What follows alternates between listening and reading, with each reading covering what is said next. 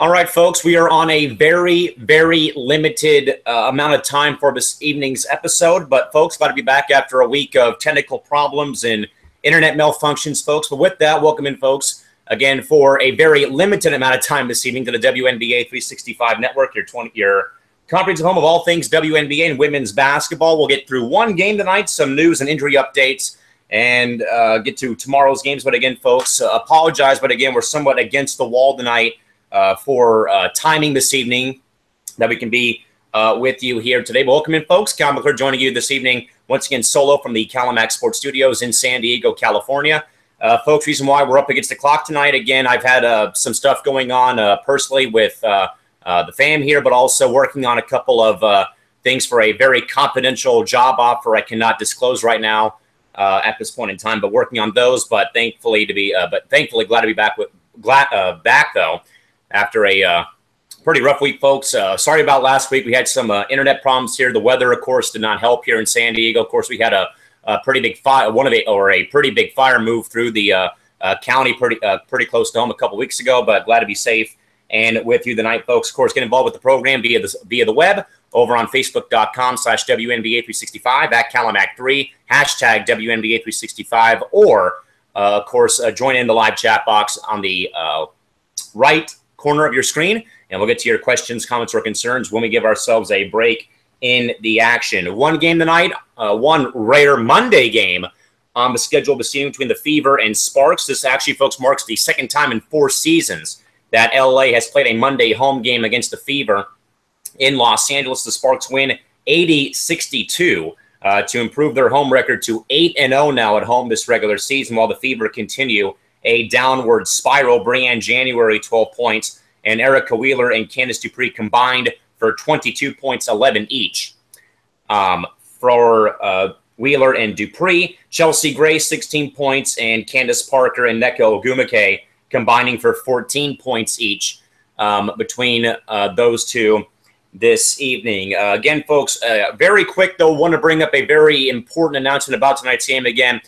As mentioned earlier, again, this game was not shown at its regular 7:30 start time, again, due to the Lakers Summer League final game. But big ups and big props and a big salute to the Spectrum Sportsnet broadcast team for moving this game to the LA Dodgers Spectrum Sportsnet LA channel today. Due to the Lakers Summer League game, the Dodgers were off today. And again, big ups to Spectrum for moving that game to a television channel in Los Angeles. I know that Todd had put out about me getting it.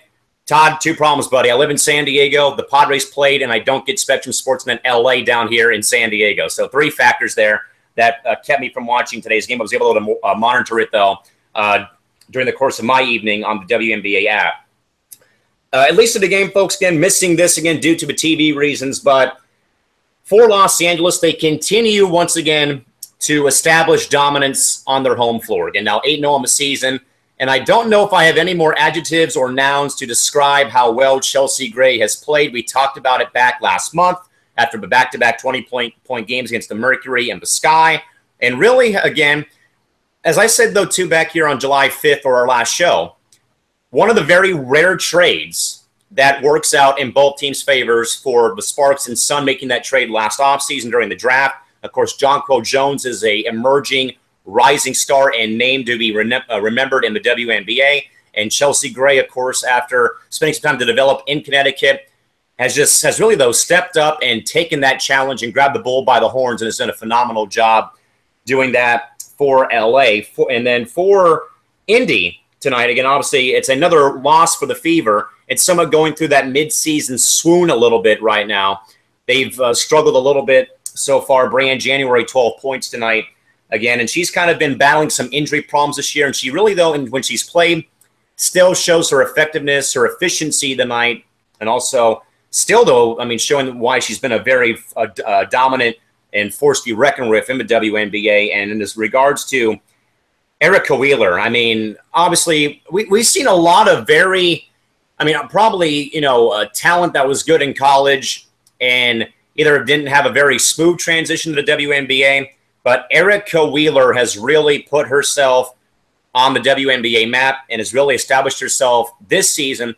I think that we've seen a lot of, I wouldn't really call them career resurgent, or career resurgencies amongst either Monique Curry going back to Phoenix and during her time in San Antonio. We've seen, just a lot of other players go and, obviously maybe one down season or a couple of down seasons, but go somewhere else or go somewhere and make pretty much an instant impact for whoever they do play with. And Erica Wheeler, of course, who's been, somewhat, on a yo-yo, which I like to call the yo-yo effect of either being on a team, getting cut halfway through the season or getting cut in training camp, goes to Indiana and really has been spot on so far this season. And I think Candace Dupree, though, too, can somewhat fall under that somewhat of a minor, very small career resurgence, of course, coming off the season last year, marred by trade rumors and probably by her standards a very down season with Phoenix last year, and, of course, gave a lot of blood, sweat, and tears to the Mercury organization. It's dealt to Indiana and somewhat has had a great bounce-back season so far for the Fever. But, again, LA wins 80-62, and, again, the Sparks keep their home record perfect at 8-0. So far this season. They'll have another home game on Thursday afternoon for a camp day game at 12:30 p.m. against the Chicago Sky. For Candace Parker and Nneka Ogwumike, again, obviously you're going to look across the league at tandems or duos, of course, BG and Diana Taurasi in Phoenix. You can go so many different directions in Minnesota between Waylon and Moan and Maya and everyone else with the links. They're loaded enough already. Seattle between Lloyd and between Jewel Lloyd and Brianna Stewart. You throw Sue Bird into the mix, and you just kind of see like these small little cohesive duos or cohesive three-figure or three-headed or four-headed monsters. Obviously Minnesota, you have a whole entire five-headed, four-headed monster up there in Minnesota. Small little cliques and duos in LA and Phoenix and Seattle across the league. And really, though, I think that more so the emphasis on Parker and Ogwumike's cohesiveness, I think, somewhat dates back to last season, again, with how, again, Nneka was spot on from the field, 67% for the whole season, and really about how Candace Parker somewhat put the brakes on a little bit and kind of took a seat, kind of took like a, I wouldn't call it, take a seat for Nneka, but more so take a step back maybe and letting, Nneka, feeding Nneka in certain situations, and of course, while still getting all of her shots in for the most part. So I think, though, that Parker and Ogwumike continue to be a reckoning force right now, again, with the Sparks. But, again, LA 80 and the Fever 62, a final score. LA is now 8-0 at home this season. The big injury news, folks, on what Todd Mintz called Black Friday just this past weekend. 3 separate players, or 4 players actually, went down with injuries over the course of the weekend. Elena Deladon with an injured ankle. Taylor Hill, her teammate, done for the year now due to a torn ACL. And the big injury, of course, that happened over the weekend, as mentioned, Brittany Griner out 3 to 4 weeks. She suffered 2 injuries on both legs. She suffered a bruised knee and a sprained ankle. She is out 3 to 4 weeks of those injuries. And happening yesterday, Kayla McBride is also out for an unknown amount of time due to a rolled ankle as well. So, folks, I sent this in a text message to my friend Jessica, folks, who operates Diana Taurasi's bump page on Twitter. And it pretty much said, hate injuries. I don't care who the player is. It sucks.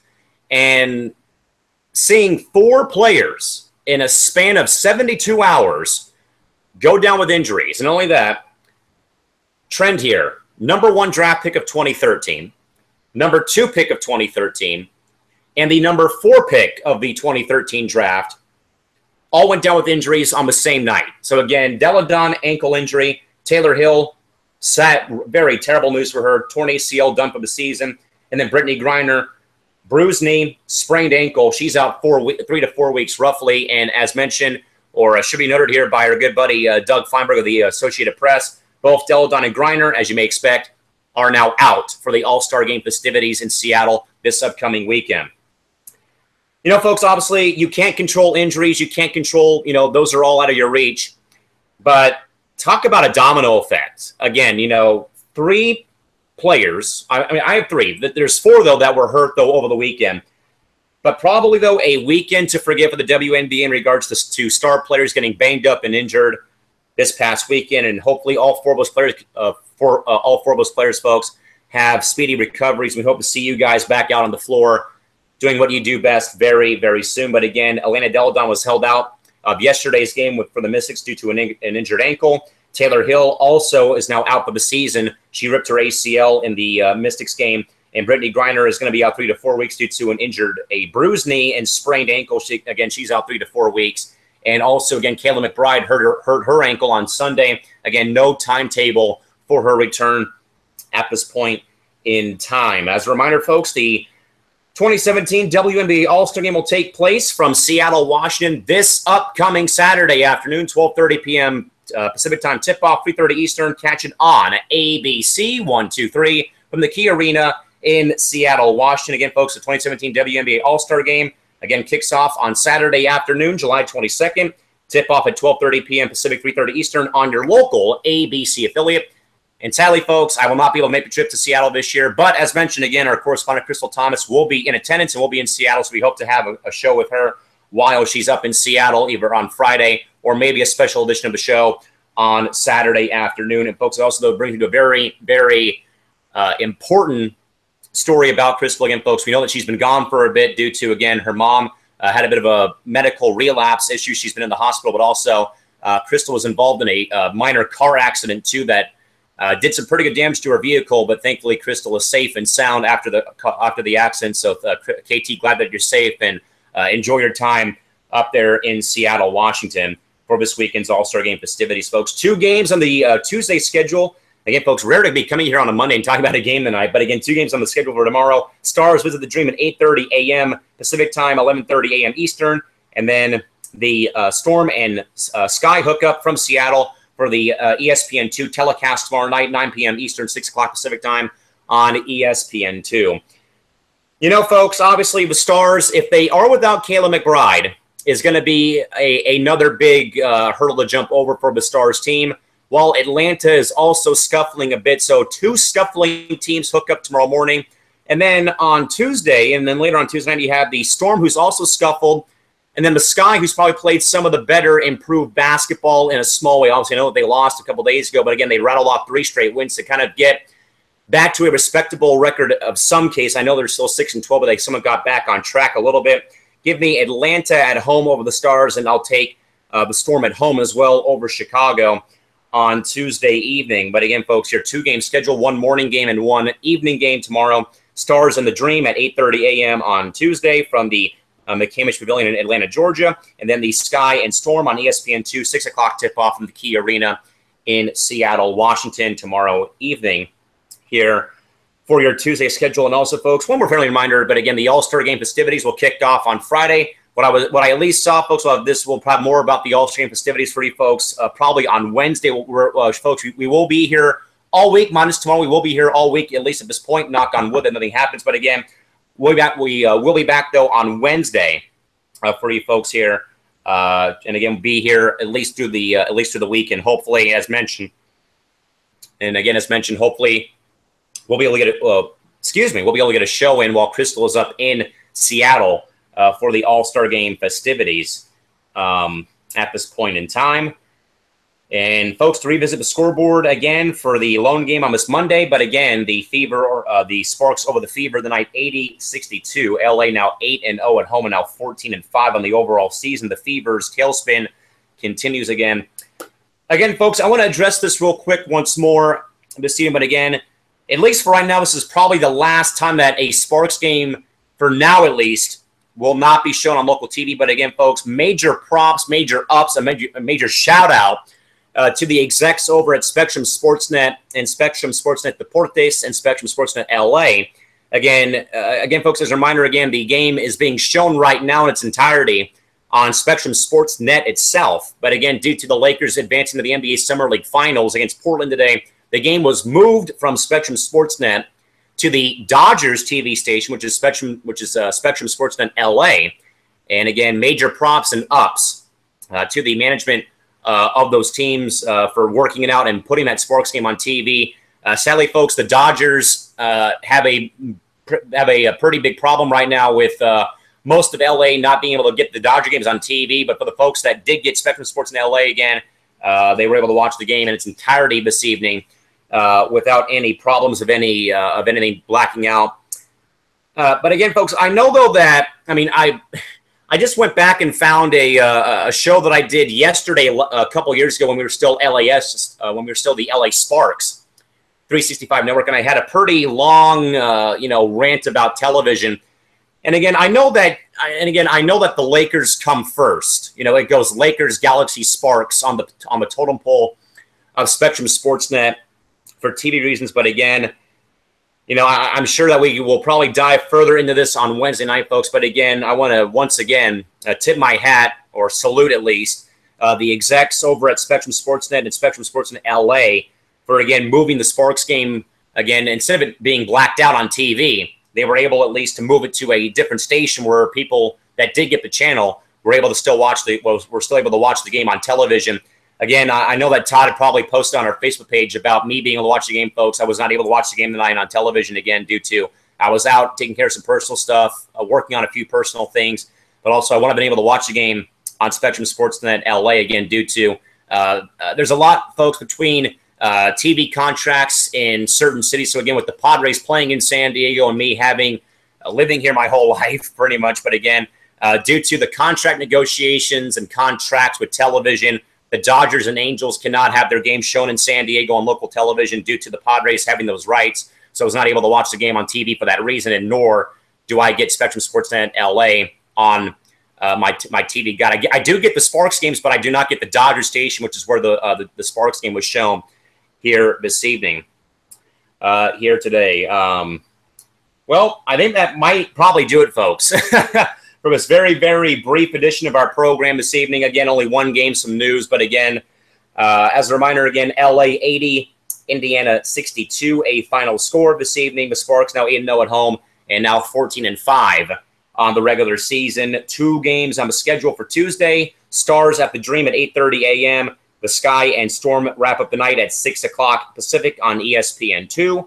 And as a reminder, again, folks, the 2017 WNBA All-Star Game will take place this Saturday afternoon, 12:30 p.m. Pacific, 3:30 p.m. Eastern tip-off on your local ABC affiliate from the Key Arena in Seattle, Washington. Again, folks, we apologize for the very brief get-together tonight, folks. But again, some time constraints here. Again, I've got some projects I have to do. Again, I have a pretty big,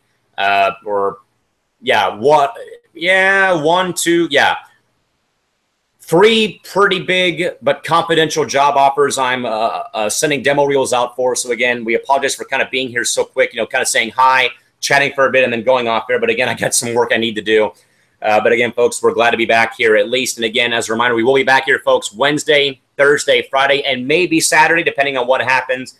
But again, folks, thanks for tuning in and dropping by for this roughly 20-minute get-together here this evening from the Calamax Sports Studios in San Diego. But again, folks, one more time, one final time here. But again, the Sparks 80, the Fever 62. 2 games in your schedule for Tuesday, Stars and Dream 8:30 a.m., and the Sky and Storm 6 o'clock Pacific time, ESPN2 from the Key Arena in Seattle, Washington. With that, folks, until Wednesday night, folks, we'll be back here with you on Wednesday following the night's action on Wednesday night. With that, folks, for Callum McClurg signing off from our Calamax Sports Studios here in San Diego. We'll see you folks back here Wednesday. Take care, folks, and good night. This has been the WNBA 365 Network. Take care, so long, and see you Wednesday